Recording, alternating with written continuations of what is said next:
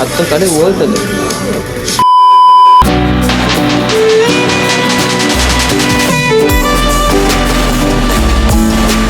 Guys ಇಂಥ ಕೆಲಸ ಆಯಿತು ಅಂದರೆ ನಮ್ಮ ಮುಂದೆನೇ ಟ್ರೈನ್ ಐತೆ ಆಯಿತಾ.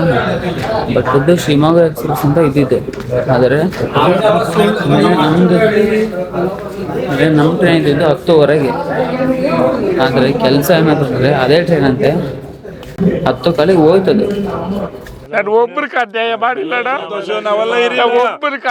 ನಾವು ಏನು ಮಾಡಿದ್ವಿ 10:15 ಅಂತ ಹೇಳಿ 10:35 ಆಯ್ತು. ಅದಕ್ಕೆ ಹೋಗ್ತೇವೆ ನಾನು ಟ್ರೈನ್ ಇತ್ತು ಹೋಗಿ ಕೇಳ್ತೀನಿ, ಅದೇ 10 ಕಾಲಿಗೆ ಹೋಗ್ತಾವ.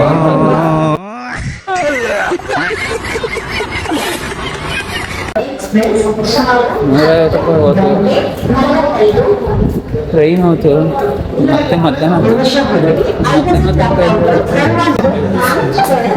ಎದುರುಗಡೆ ಐತೆ ಟ್ರೈನ್ ತೋರಿಸಿ.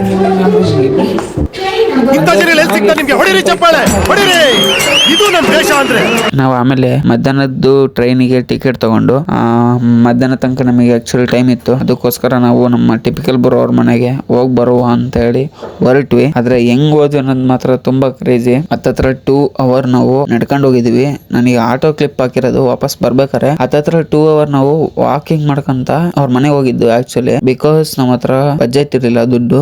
ನಮಗೆ ಮಧ್ಯಾಹ್ನಕ್ಕೆ ಟ್ರೈನಿಗೆ ಹೋಗಿ ದುಡ್ಡು ಬೇಕಿತ್ತು, ಜೊತೆಗೆ ಆ ಕಡೆಯಿಂದ ಬರೋಕ್ಕಾದ್ರೂ ದುಡ್ಡು ಬೇಕಿತ್ತು ಅಂತ ಹೇಳಿ ಟಿಪಿಕಲ್ ಬರೋರ್ ಮನೆಗೆ ಹೋಗಕ್ಕೆ ನನಗೆ ಆಕ್ಚುಲಿ ಇತ್ತು, ಹೋಗ್ಲೇಬೇಕು ಅಂತ ಇತ್ತು. ಅದಕ್ಕೋಸ್ಕರ ಹತ್ತತ್ರ 1.5-2 hour ತಾಸು ತನಕ ನಡ್ಕೊಂಡು ಹೋಗಿದ್ದೀವಿ ನಾವು ಬಿಸಿಲಲ್ಲಿ.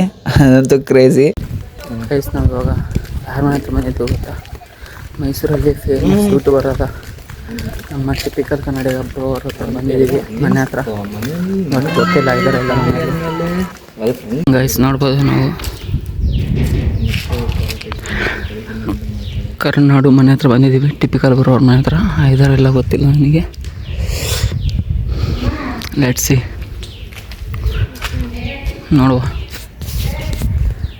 ಎಲ್ಲವನ ಅಲ್ಲಿ ಮ್ಯಾಟ್ ಡಾಗ್ ಅಂತ ಹಾಕ್ಯಾರ ಮಚ್ಚ. ಡಾಗ್ ಇದ್ರೆ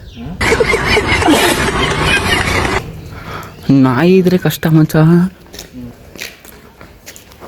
ಗೈಸ್ ಟಿಪಿಕಲ್ ಮನೆ ಹೊಸ ಗಾಡಿ ನೋಡಿ ಹೊರ್ತಿದ್ದು. ಮೊನ್ನೆ ತಗೊಂಡಿದ್ದು ಹೊಸ ಗಾಡಿ.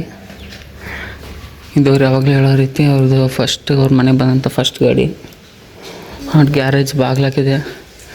ಐ ಥಿಂಕ್ ಇಲ್ಲ ಅನ್ಸುತ್ತೆ ಅವರು.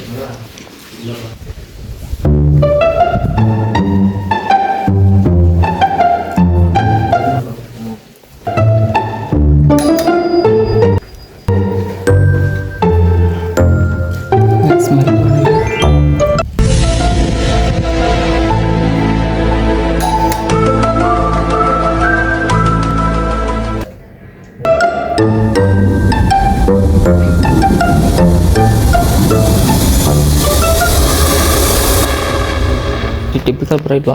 ಇಲ್ಲ, ಬೆಂಗಳೂರಿಗೆ ಸರಿ. ಬೆಂಗಳೂರಿಗೆ ಹೋದಂತೆ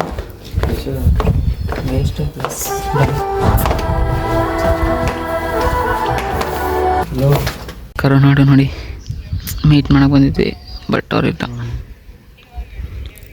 ಇಟ್ಸ್ ಓಕೆ ಗಾಯ್ಸ್.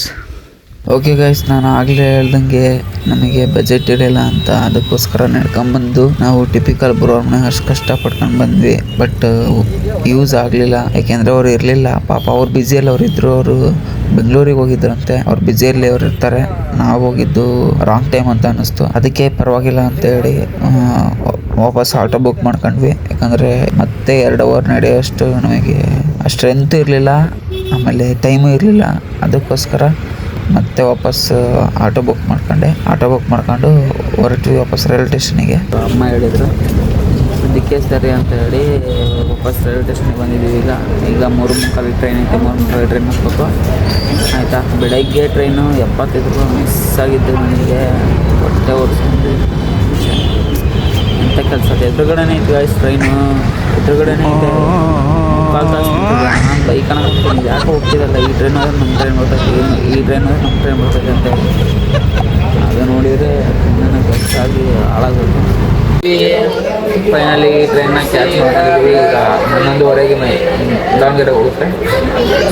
ಅದು ಯಾವುದೋ ಒಂಟಿ ಹಕ್ಕಿ ಸದ್ದನ್ನ ಹೇಳುತ್ತಾ ಗೈಸ್ ಏನು ಸಖತ್ತಾಗಿದೆ ಅಲ್ವಾ? ಮಧ್ಯಾಹ್ನ 4 kg ಪ್ರೀತಿಗೊಂದು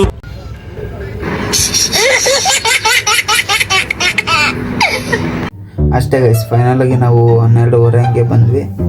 ಓಕೆನಾ, ನೈಟ್ 12:30 ಹಂಗೆ ಬಂದು ಅಮ್ಮ ಅಲ್ಲಿಂದ ಏನು ಬ್ಲಾಗ್ ಏನು ಮಾಡಲಿಲ್ಲ, ಸೀದಾ. ಯಾಕಂದರೆ ಫುಲ್ಲು ಸುಸ್ತಾಗಿತ್ತು, ಅದಕ್ಕೋಸ್ಕರ ಹಂಗೆ ವಾಪಸ್ ಬಂದ್ವಿ.